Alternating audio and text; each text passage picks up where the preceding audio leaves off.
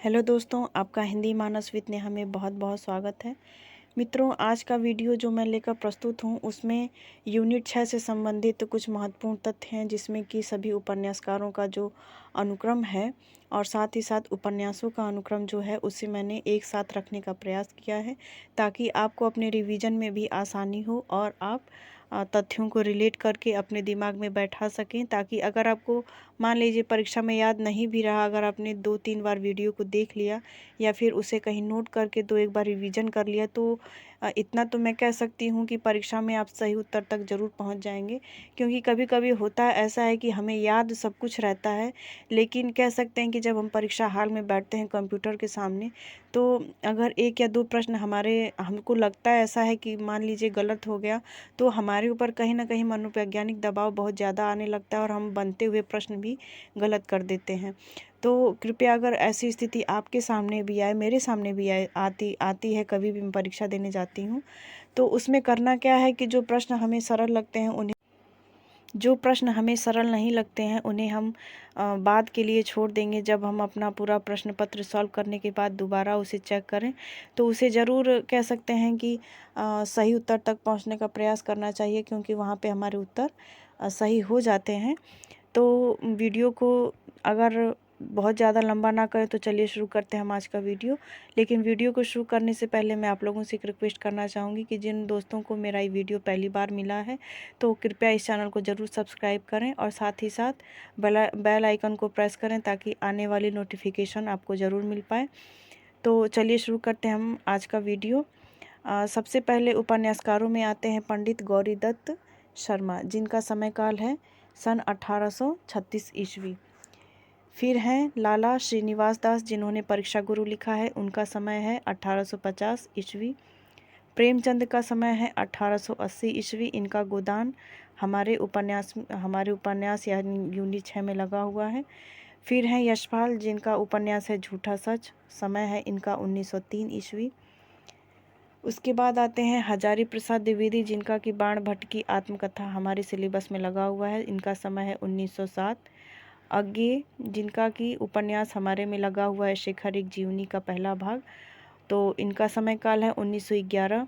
और मित्रों, इनके उपन्यास के साथ ये हमारी कविता वाली यूनिट में भी लगे हुए हैं।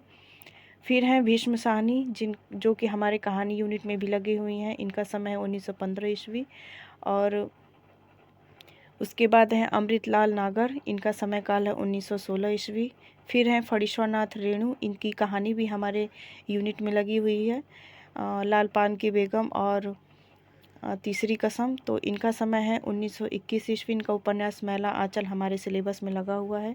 फिर हैं कृष्णा सोबती, इनका समय है 1925 ईस्वी। श्रीलाल शुक्ल 1925 ईस्वी, इनका भी समय काल है, इनका उपन्यास राग दरबारी हमारे सिलेबस में है।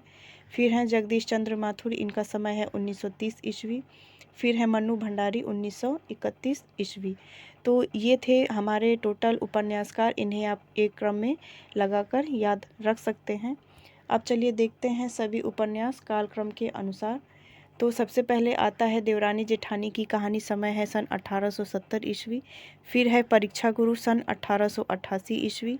फिर गोदान है 1936 ईस्वी।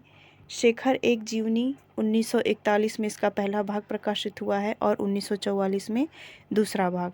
फिर है बाण भट्ट की आत्मकथा, सन है 1946 ईस्वी।